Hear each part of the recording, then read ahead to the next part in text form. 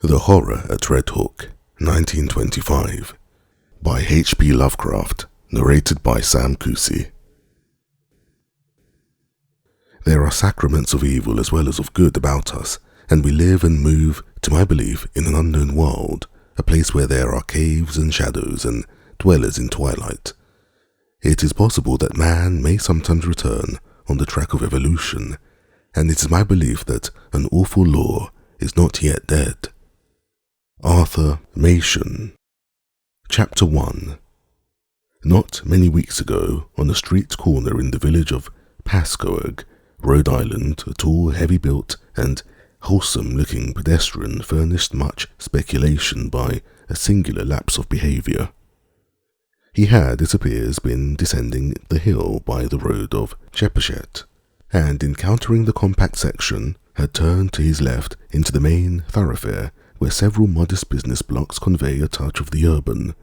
At this point, without visible provocation, he committed his astonishing lapse, staring queerly for a second at the tallest of the buildings before him, and then, with a series of terrified, hysterical shrieks, breaking into a frantic run which ended in a stumble and fall at the next crossing. Picked up and dusted off by ready hands, he was found to be conscious, organically unhurt, and evidently cured of his sudden nervous attack. He muttered some shamefaced explanations involving a strain he had undergone, and with downcast glance turned back to the Chepachet road, trudging out of sight without once looking behind him. It was a strange incident to befall so large, robust, normal-featured and capable-looking a man, and the strangeness was not lessened by the remarks of a bystander who had recognized him as the boarder of a well-known dairyman on the outskirts of Chepachet. He was, it developed, a New York police detective named Thomas F. Malone, now on a long leave of absence under medical treatment after some disproportionately arduous work on a gruesome local case, which accident had made dramatic. There had been the collapse of several old brick buildings during a raid in which he had shared, and something about the wholesale loss of life, both of prisoners and of his companions, had peculiarly appalled him. As a result, he had acquired an acute and anomalous horror of any buildings even remotely suggesting the ones which had fallen in, so that in the end, mental specialists forbade him the sight of such things for an indefinite period. A police surgeon with relatives in Chepachet had put forward that quaint hamlet of wooden colonial houses as an ideal spot for the psychological convalescence, and thither the sufferer had gone, promising never to venture among the brick-lined streets of larger villages till duly advised by the wound socket specialist with whom he was put in touch. This walk to Pascoag for magazines had been a mistake, and the patient had paid in fright, bruises, and humiliation for his disobedience. So much the gossips of Chepachet and Pascoag knew, and so much also the most learned specialist believed. But Malone had at first told the specialist much more, ceasing only when he saw that utter incredulity was his portion. Thereafter he held his peace, protesting not at all when it was generally agreed that the collapse of certain squalid brick houses in the Red Hook section of Brooklyn and the consequent death of many brave officers had unseated his nervous equilibrium. He had worked too hard, all said, in trying to clean up those nests of disorder and violence. Certain features were shocking enough in all conscience, and the unexpected tragedy was the last straw. This was a simple explanation which everyone could understand, and because Malone was not a simple person, he perceived that he had better let it suffice. To hint to unimaginative people of a horror beyond all human conception, a horror of houses and blocks and cities leprous and cancerous with evil dragged from elder worlds, would be merely to invite a padded cell instead of restful rustication and Malone was a man of sense despite his mysticism. He had the Celt's far vision of weird and hidden things, but the logician's quick eye for the outwardly unconvincing, an amalgam which had led him far afield in the 42 years of his life and set him in strange places for a Dublin University man born in a Georgian villa near Phoenix Park. And now, as he revived the things he had seen and felt and apprehended, Malone was content to keep unshared the secret of what could reduce a dauntless fighter to a quivering neurotic, what could make old brick slums and seas of dark, subtle faces a thing of nightmare and eldritch portent. It would not be the first time his sensations had been forced to bide uninterpreted, for was not his very act of plunging into the polyglot abyss of New York's underworld a freak beyond sensible explanation? What could he tell the prosaic of the antique witcheries and grotesque marvels discernible to sensitive eyes amidst the poison cauldron, where all the varied dregs of unwholesome ages mix their venom and perpetuate their obscene terrors? He had seen the hellish green flames of secret wonder in this blatant, evasive welter of outward greed and inward blasphemy, and had smiled gently when all the New Yorkers he knew scoffed at his experiment in police work. They had been very witty and cynical, deriding his fantastic pursuit of unknowable mysteries and assuring him that in these days New York held nothing but cheapness and vulgarity. One of them had wagered him a heavy sum that he could not, despite many poignant things to his credit in the Dublin Review, even write a truly interesting story of New York low life. And now, looking back, he perceived that cosmic irony had justified the prophet's words while secretly confuting their flippant meaning. The horror, as glimpsed at last, could not make a story, for like the book cited by Poe's German authority, it does not permit itself to be read. Chapter 2. To Malone, the sense of latent mystery in existence was always present. In youth he felt the hidden beauty and ecstasy of things, and had been a poet, but poverty and sorrow and exile had turned his gaze in darker directions, and he had thrilled at the imputations of evil in the world around.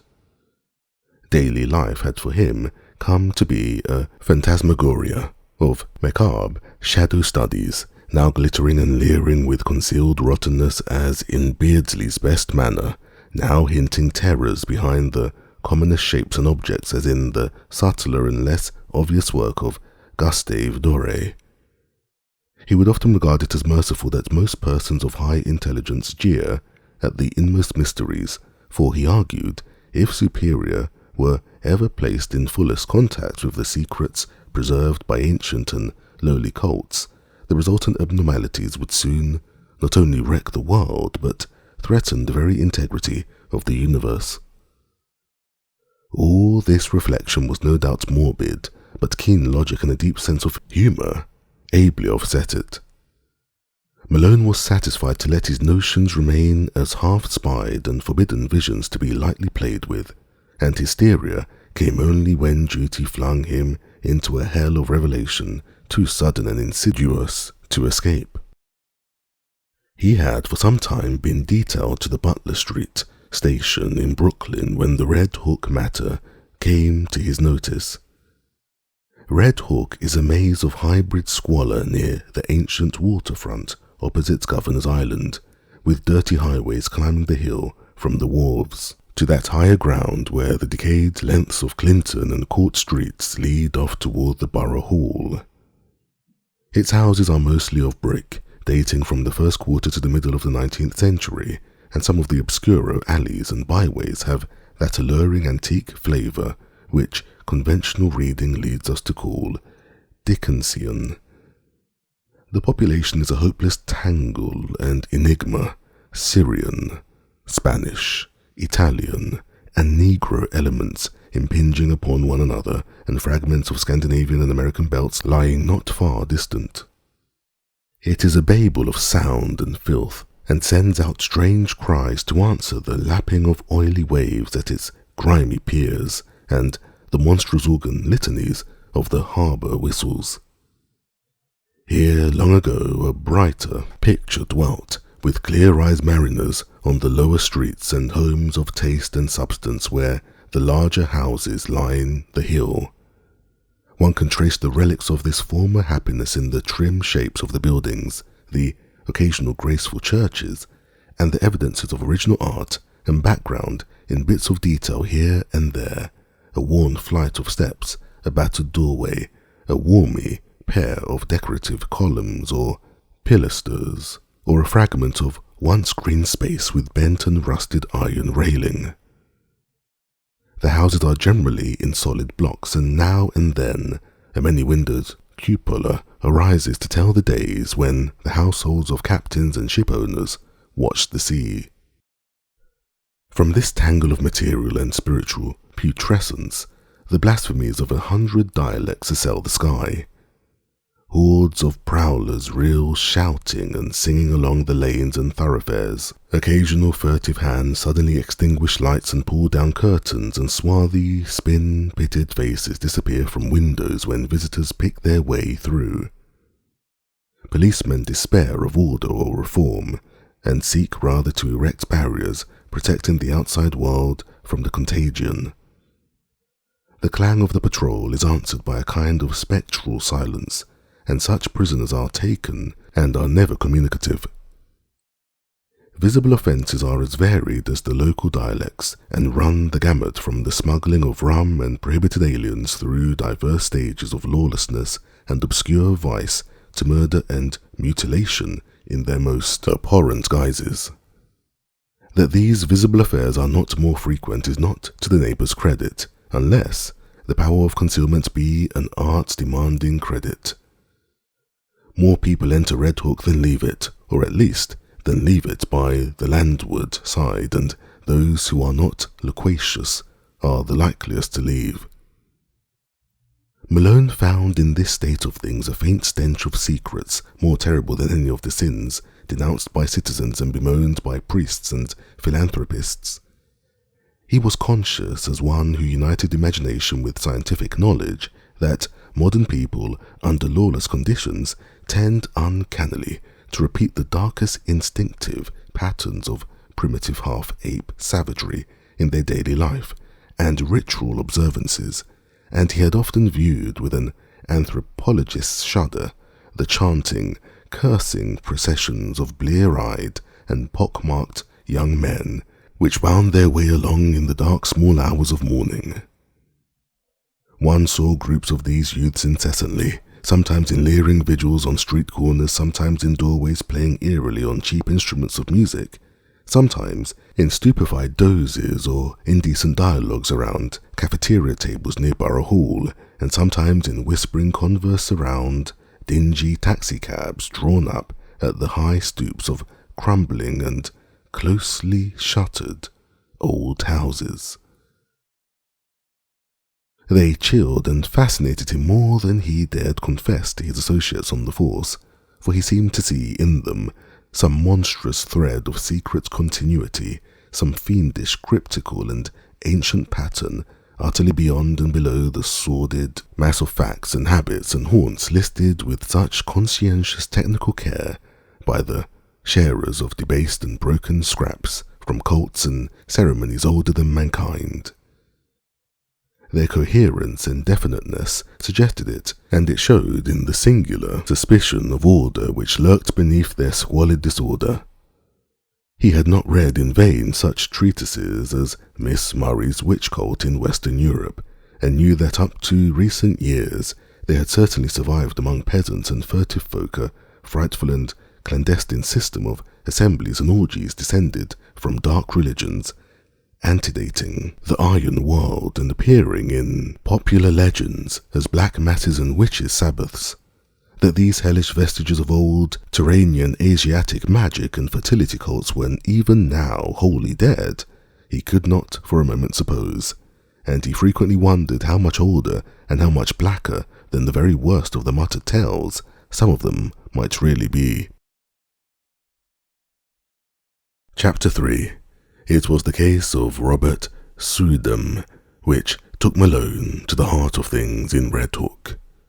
Suydam was a lettered recluse of ancient Dutch family, possessed originally of barely independent means and inhabiting the spacious but ill-preserved mansion which his grandfather had built in Flatbush, when that village was little more than a pleasant group of colonial cottages surrounding the steepled and ivy-clad Reformed church with its iron-railed yard of Netherlandish gravestones.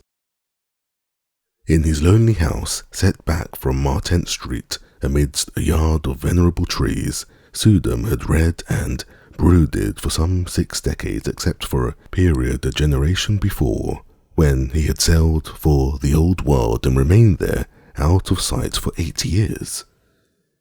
He could afford no servants, and would admit but few visitors to his absolute solitude, eschewing close friendships and receiving his rare acquaintances in one of the 3 ground-floor rooms which he kept in order, a vast high-ceiled library whose walls were solidly packed with tattered books of ponderous, archaic, and vaguely repellent aspect.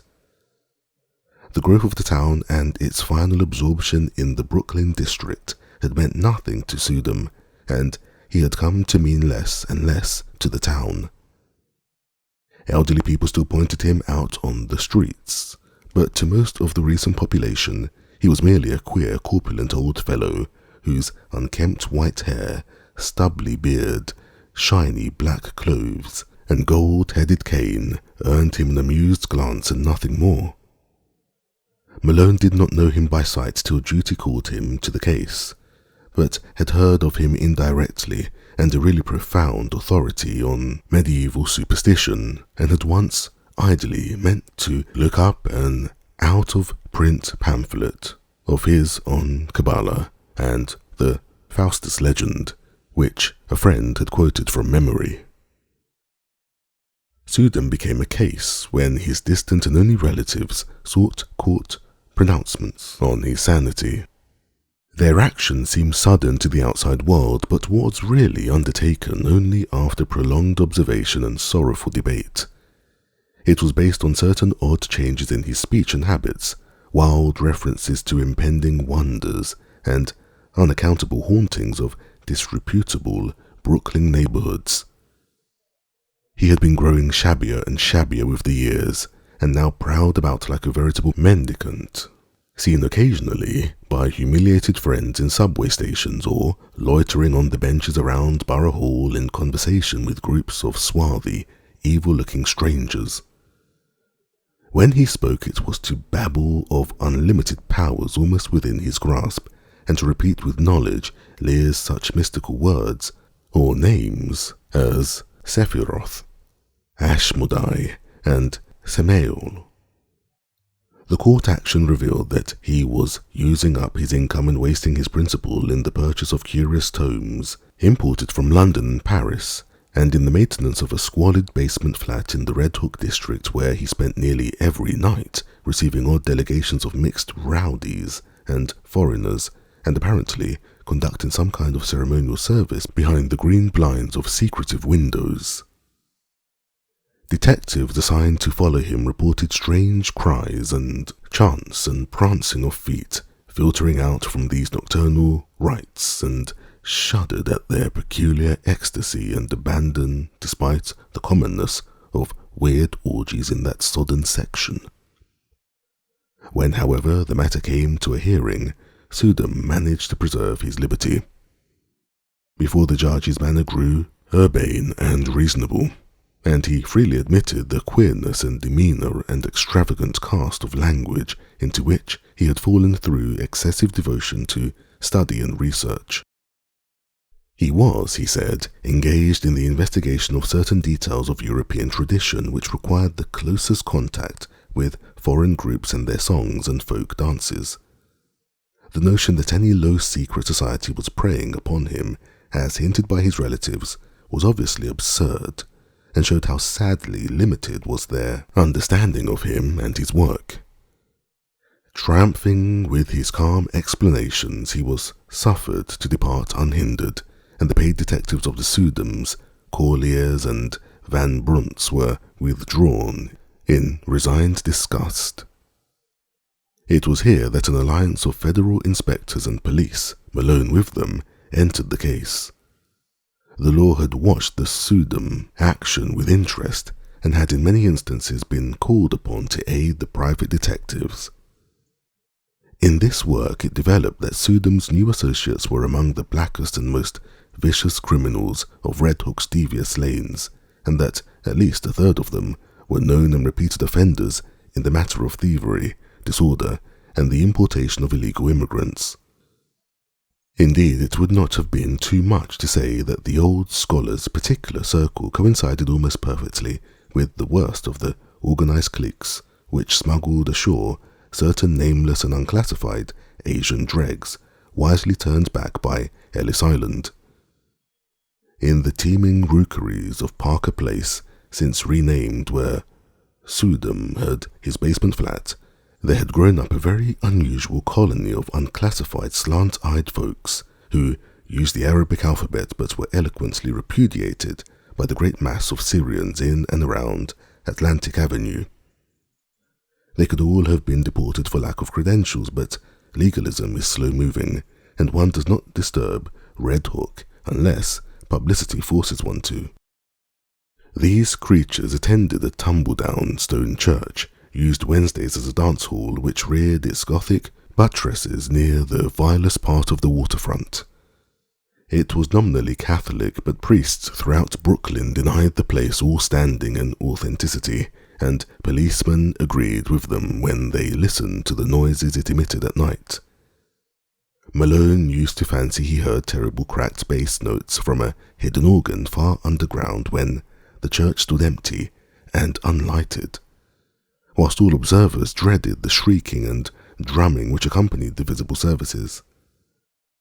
Suydam, when questioned, said he thought the ritual was some remnant of Nestorian Christianity, tinctured with the shamanism of Tibet. Most of the people, he conjectured, were of Mongoloid stock, originating somewhere in or near Kurdistan, and Malone could not help recalling that Kurdistan, in the land of the Yazidis, last survivors of the Persian devil worshippers. However, this may have been the stir of the Suydam investigation made it certain that these unauthorized newcomers were flooding Red Hook in increasing numbers, entering through some marine conspiracy unreached by revenue officers and harbour police, overrunning Parker Place and rapidly spreading up the hill, and welcomed with curious fraternalism by the other assorted denizens of the religion.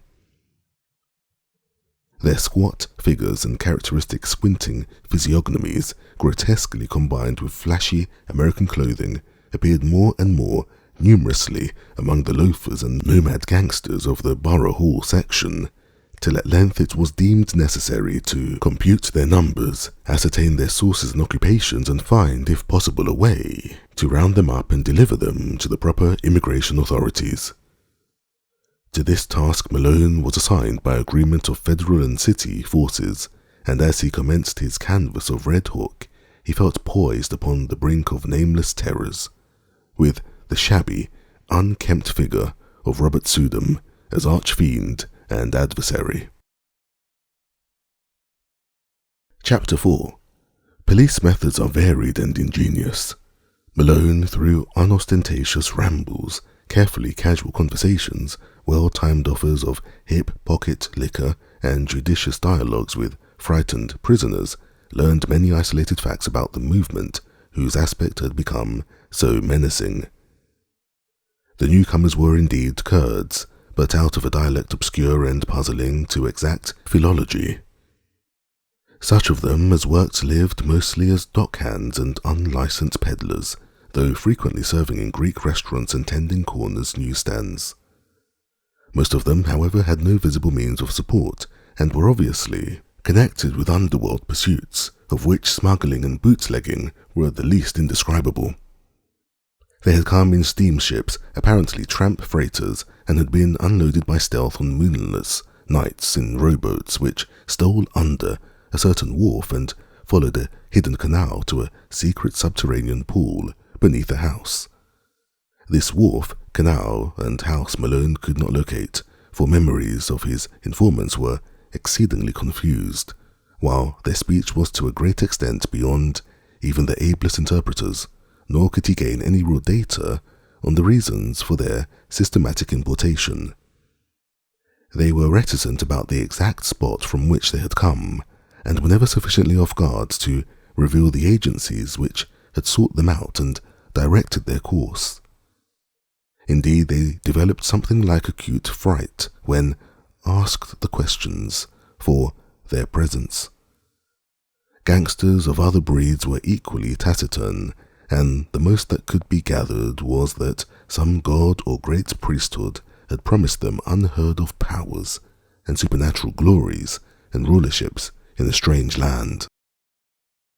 The attendance of both newcomers and old gangsters at Suydam's closely guarded nocturnal meetings was very regular, and the police soon learned that the erstwhile recluse had leased additional flats to accommodate such guests as knew his password, at last occupying 3 entire houses and permanently harbouring many of his queer companions.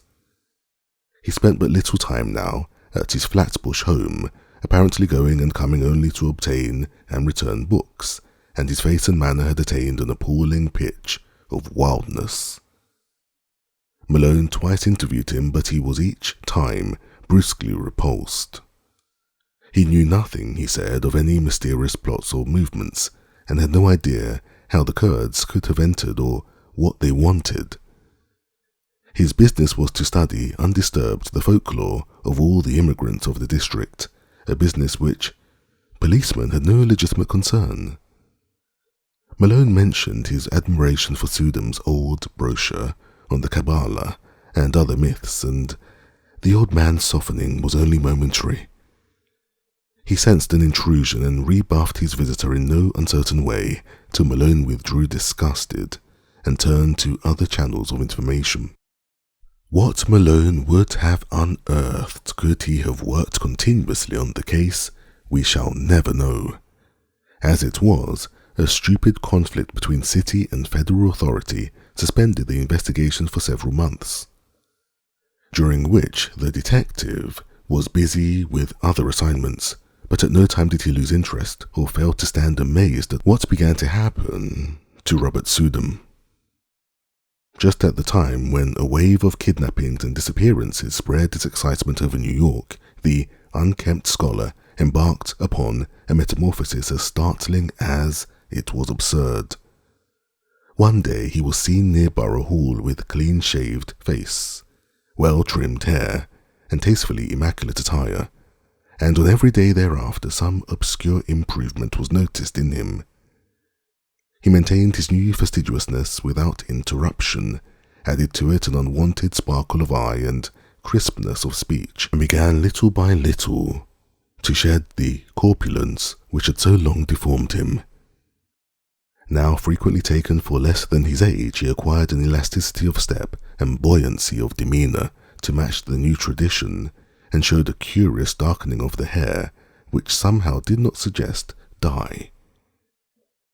As the months passed, he commenced to dress less and less conservatively, and finally astonished his new friends by renovating and redecorating his Flatbush mansion, which he threw open in a series of receptions, summoning all the acquaintances he could remember, and extending a special welcome to the fully forgiven relatives who had so lately sought his restraint.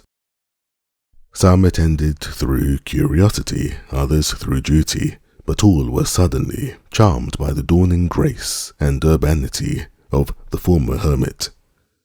He had, he asserted, accomplished most of his allotted work, and having just inherited some property of a half-forgotten European friend, was about to spend his remaining years in a brighter second youth, which ease, care, and diet had made possible to him.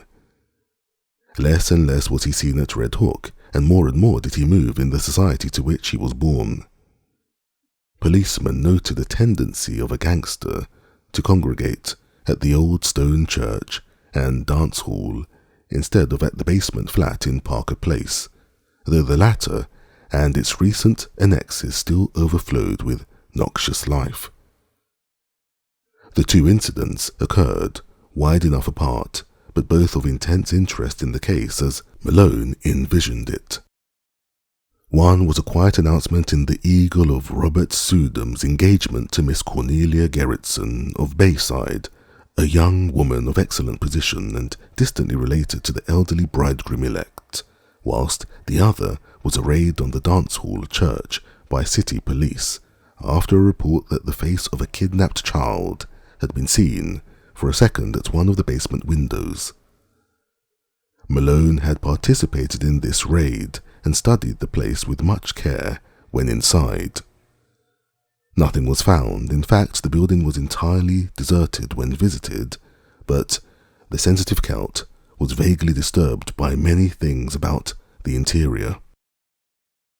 There were crudely painted panels he did not like, panels which depicted sacred faces with peculiarly worldly and sardonic expressions and which occasionally took liberties that even a layman's sense of decorum could scarcely countenance.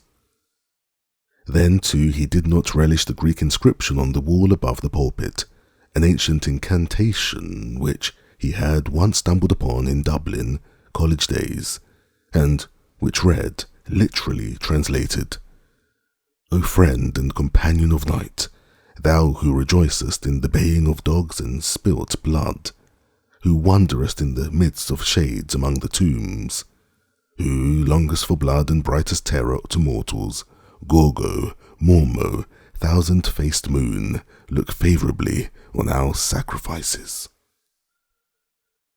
When he read this, he shuddered and thought vaguely of the cracked bass organ notes he fancied he had heard beneath the church on certain nights. He shuddered again at the rust around the rim of a metal basin which stood on the altar, and paused nervously when his nostrils seemed to detect a curious and ghastly stench from somewhere in the neighbourhood. That organ memory haunted him, and he explored the basement with particular assiduity before he left. The place was very hateful to him, yet after all, were the blasphemous panels and inscriptions more than mere crudities perpetrated by the ignorant? By the time of Suydam's wedding, the kidnapping epidemic had become a popular newspaper scandal. Most of the victims were young children of the lowest classes, but the increasing number of disappearances had worked up a sentiment of the strongest fury. Journals clamoured for action from the police, and once more for Butler Street Station sent its men over Red Hawk for clues, discoveries, and criminals. Malone was glad to be on the trail again, and took pride in a raid on one of Suydam's Parker Place houses. There indeed no stolen child was found, despite the tales of screams and the red sash picked up in the areaway, but the paintings and rough inscriptions on the peeling walls of most of the rooms, and the primitive chemical laboratory in the attic, all helped to convince the detective that he was on the track of something tremendous. The paintings were appalling, hideous monsters of every shape and size, and parodies on human outlines which cannot be described. The writing was in red and varied from Arabic to Greek, Roman and Hebrew letters. Malone could not read much of it, but what he did decipher was portentous and Kabbalistic enough. One frequently repeated motto was in a sort of Hebraized Hellenistic Greek, and suggested the most terrible daemon evocations of the Alexandrian decadence. Circles and pentagrams loomed on every hand and told indubitably of the strange beliefs and aspirations of those who dwelt so squalidly here. In the cellar, however, the strangest thing was found, a pile of genuine gold ingos, covered carelessly with a piece of burlap, and bearing upon the shining surfaces the same weird hieroglyphics which also adorned the walls. During the raid, the police encountered only a passive resistance from the squinting Orientals that swarmed from every door. Finding nothing relevant, they had to leave all as it was, but the precinct captain wrote Suydam a note advising him to look closely to the character of his tenants and protégés in view of the growing public clamour. Chapter 5. Then came the June wedding and the great sensation. Flatbush was gay for the hour about high noon, and pennanted motors thronged the streets near the old Dutch church, where an awning stretched from door to highway.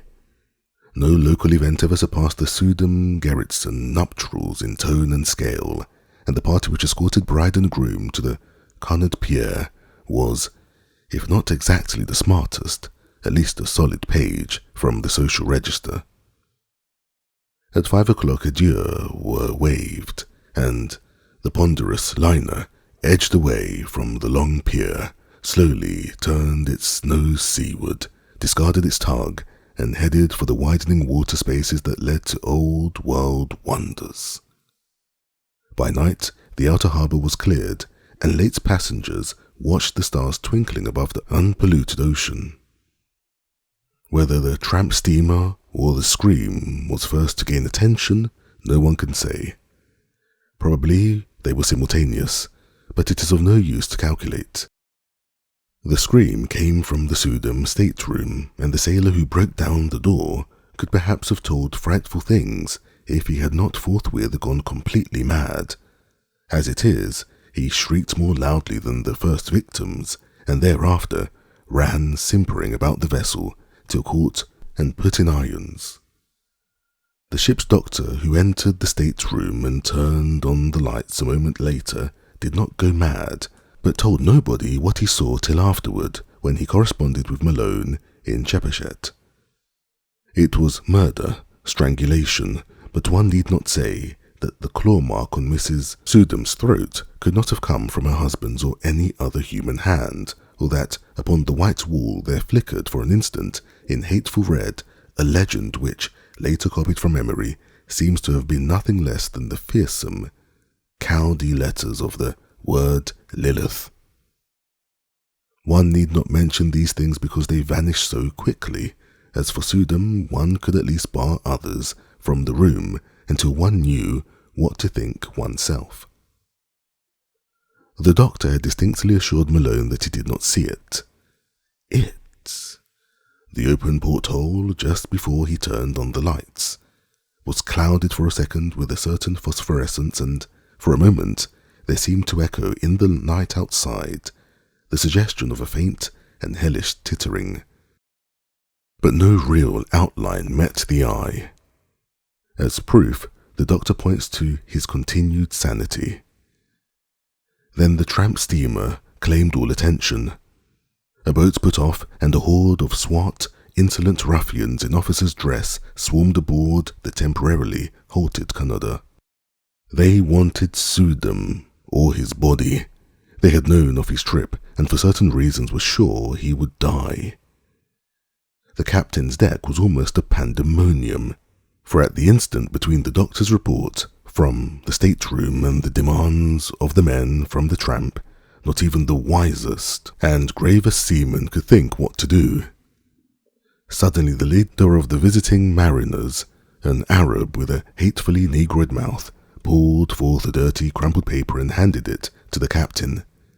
It was signed by Robert Suydam and bore the following message: "In case of sudden or unexplained accident or death on my part, please deliver me or my body unquestioningly into the hands of the bearer and his associates.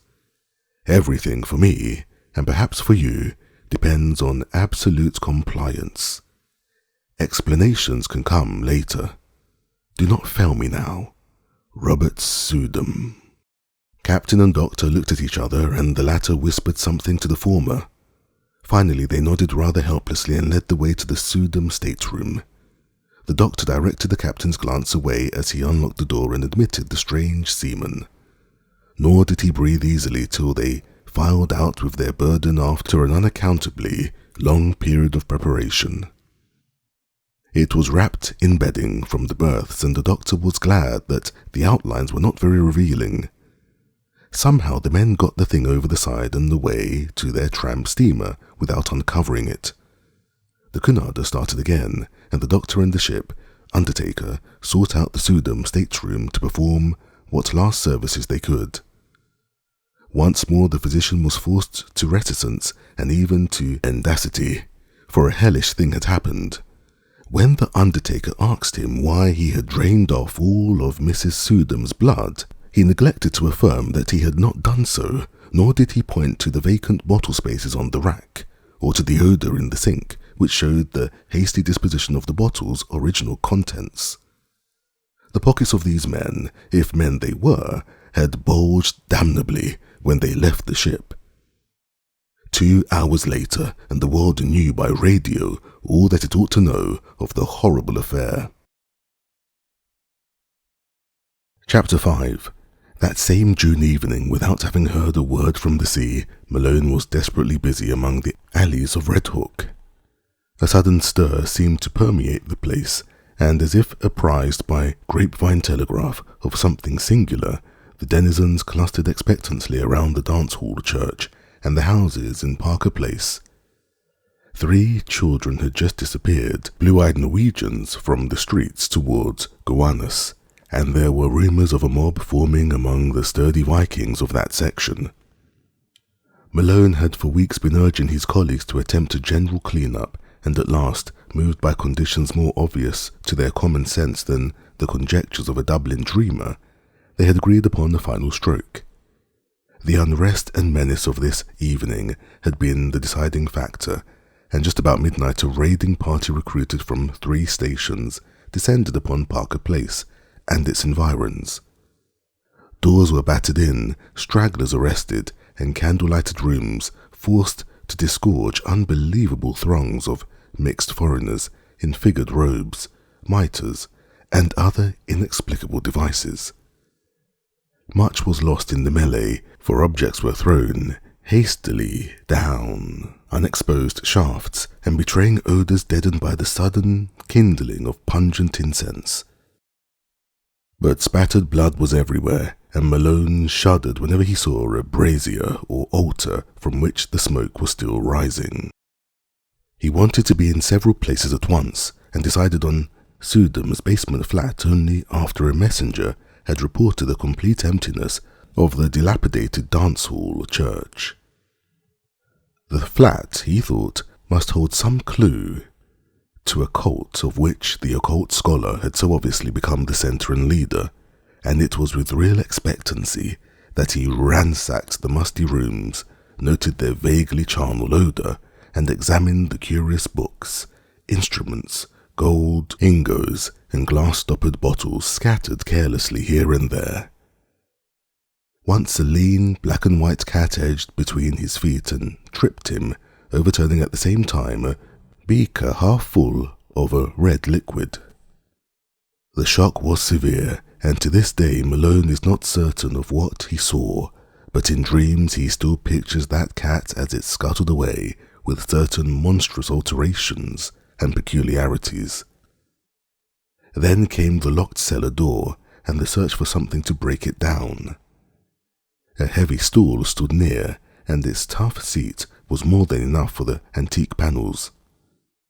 A crack formed and enlarged, and the whole door gave way, but from the other side, whence poured a howling tumult of ice-cold wind with all the stenches of the bottomless pit, and whence reached a sucking force not of earth or heaven, which, coiling sentiently about the paralyzed detective, dragged him through the aperture and down unmeasured spaces filled with whispers and wails and gusts and mocking laughter. Of course, it was a dream. All the specialists have told him so, and he has nothing to prove to the contrary. Indeed, he would rather have it thus, for then the sight of old brick slums and dark foreign faces would not eat so deeply into his soul. But at the time it was all horribly real, and nothing can ever efface the memory of those nighted crypts, those Titan arcades, and those half-formed shapes of hell that strode gigantically in silence, holding half-eaten things whose still surviving portions screamed for mercy or laughed with madness.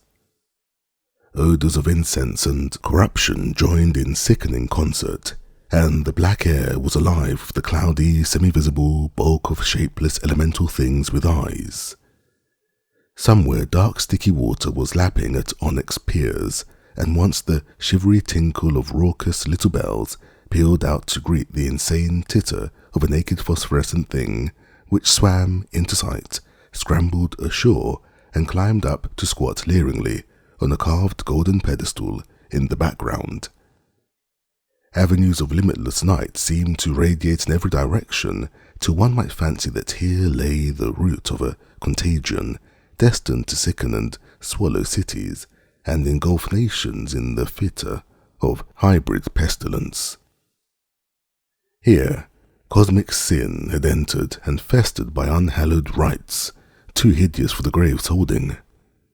Satan here held his Babylonian court, and in the blood of stainless childhood the leprous limbs of phosphorescent Lilith were laved. Incubi and succubae howled praise to Hecate, and headless moon calves bleated to the Magna Mater. Goats leaped to the sound of thin, accursed flutes, and agapons chased endlessly after misshapen fawns over rocks twisted like swollen toads. Moloch and Ashtaroth were not absent, for in this quintessence of all damnation, the bounds of consciousness were let down, and man's fancy lay open to vistas of every realm of horror and every forbidden dimension that evil had power to mold. The word and nature were helpless against such assaults from unsealed wells of night, nor could any sign or prayer check the Walpurgis riot of horror which had come when a sage with the hateful key had stumbled on a hoard with the locked and brimming coffer of transmitted daemon lore. Suddenly a ray of physical light shot through these phantasms, and Malone heard the sound of oars amidst the blasphemies of things that should be dead. A boat with a lantern in its prow darted into sight, made fast to an iron ring in the slimy stone pier, and vomited forth several dark men bearing a long burden swathed in bedding. They took it to the naked phosphorescent thing on the carved golden pedestal, and the thing tittered and pawed at the bedding. Then they unswathed it and propped upright before the pedestal the gangrenous corpse of a corpulent old man with stubbly beard and unkempt white hair.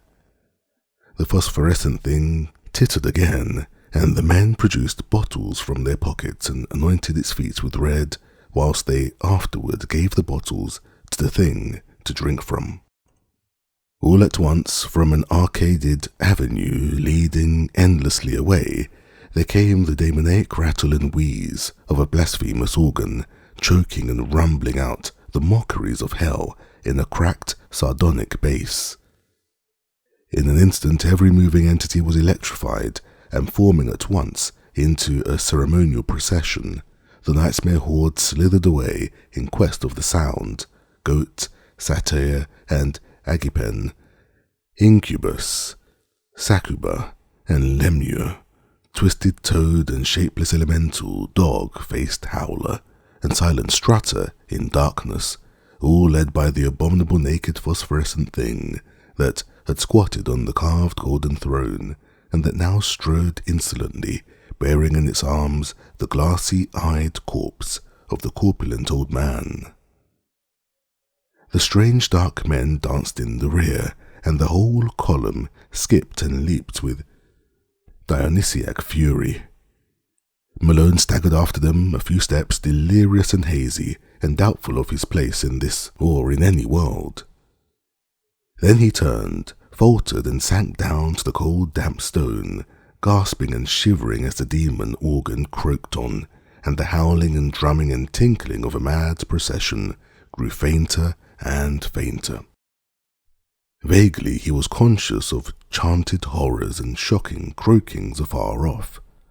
Now and then a wail or whine of ceremonial devotion would float to him through the black arcade, whilst eventually there rose the dreadful Greek incantation whose text he had read above the pulpit of that dance-hall church. O friend and companion of night, thou who rejoicest in the baying of dogs, and spilt blood, who wanderest in the midst of shades among the tombs, who longest for blood and bringest terror to mortals, Gorgo, Mormo, thousand-faced moon, look favourably on our sacrifices. As the chant closed, a general shout went up, and hissing sounds nearly drowned the croaking of the cracked bass organ. Then a gasp as from many throats, and a babble of barked and bleated words. Lilith, great Lilith, behold the bridegroom. More cries, a clamour of rioting, and the sharp, clicking footfalls of a running figure. The footfalls approached, and Malone raised himself to his elbow to look. The luminosity of the crypt, lately diminished and had now slightly increased, and in that devil light there appeared the fleeing form of that which should not flee, or feel, or breathe, the glassy-eyed, gangrenous corpse of the corpulent old man, now needing no support but animated by some infernal sorcery of the rite just closed. After it raced the naked, tittering, phosphorescent thing that belonged on the cavern pedestal, and still farther behind panted the dark men and all the dread crew of sentient loathsomenesses.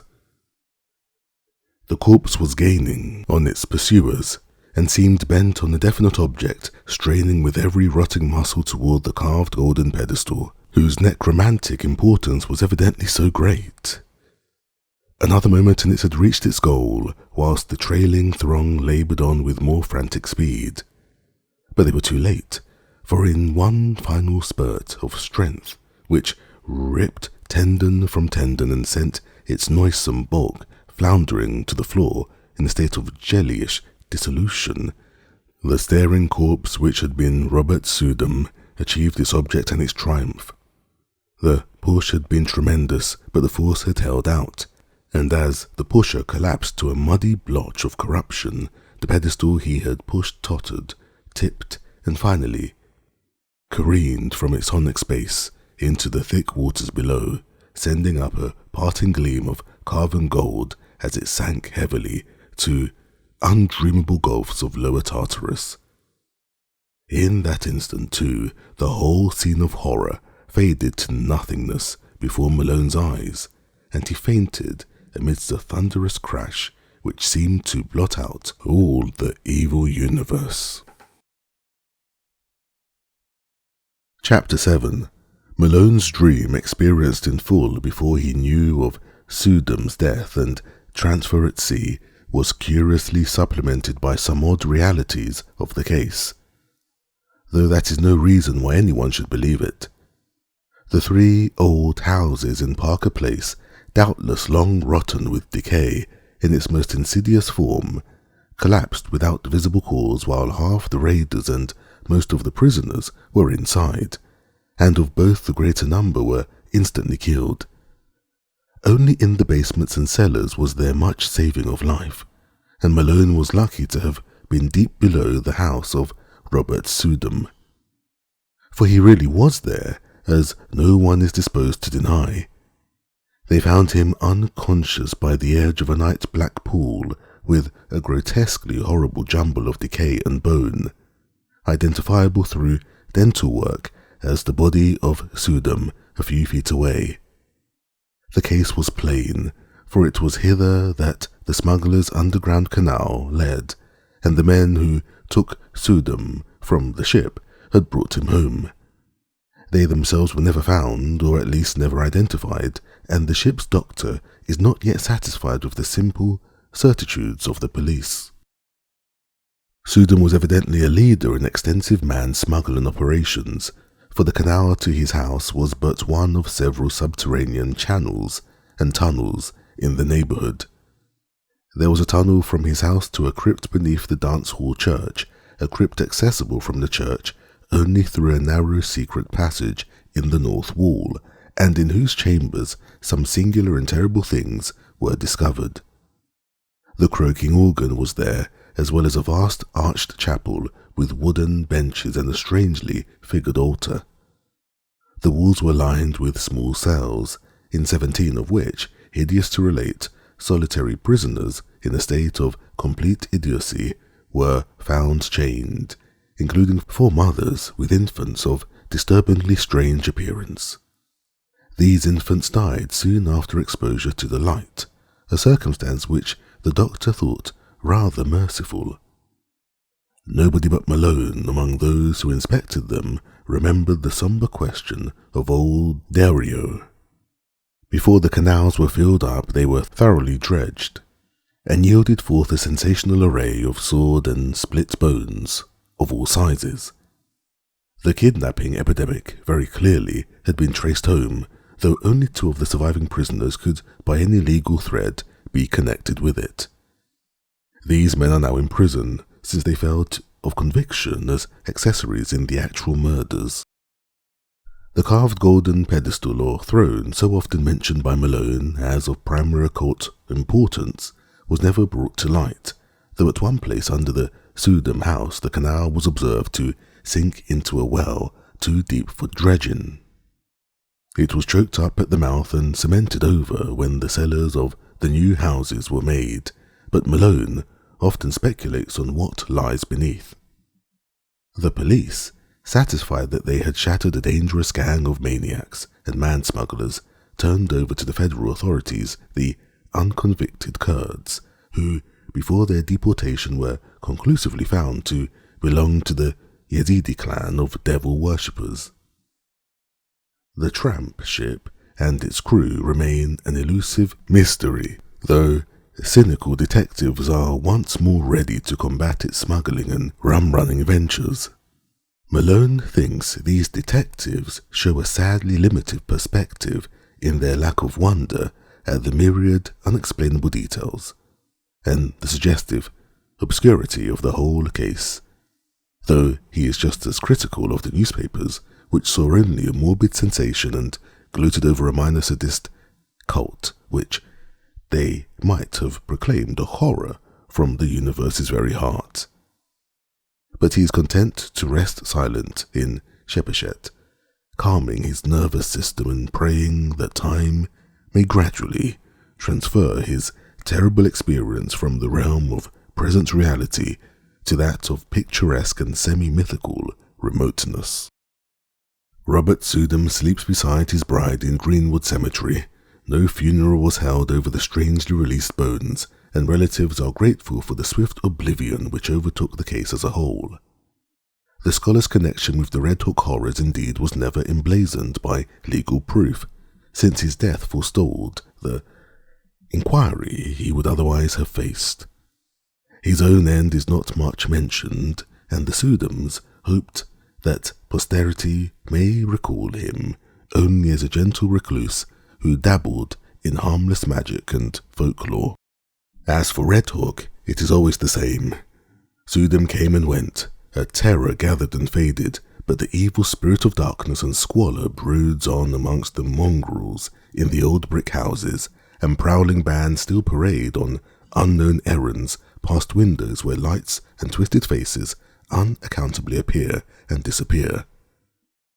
Age-old horror is a hydra with 1,000 heads, and the cults of darkness are rooted in blasphemies deeper than the well of Democritus. The soul of the beast is omnipresent and triumphant, and Red Hook's legions of blear-eyed, pock-marked youths still chant and curse and howl as they file from abyss to abyss, none knows whence or whither, pushed on by blind laws of biology which they may never understand.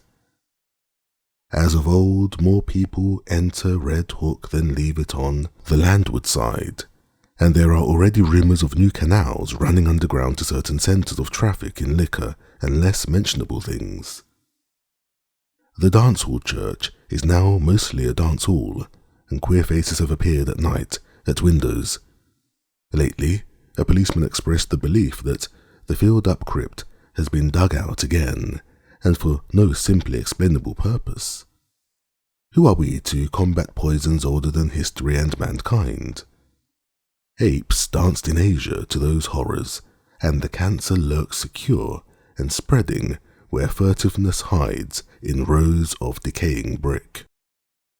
Malone does not shudder without cause, For only the other day an officer overheard a swarthy, squinting hag teaching a small child some whispered patois in the shadow of an areaway. He listened and thought it very strange when he heard her repeat over and over again, "O friend and companion of night, thou who rejoicest in the baying of dogs and split blood, who wanderest in the midst of shades among the tombs, who longest for blood and bringest terror to mortals, Gorgo Mormo thousand-faced moon, look favourably on our sacrifices."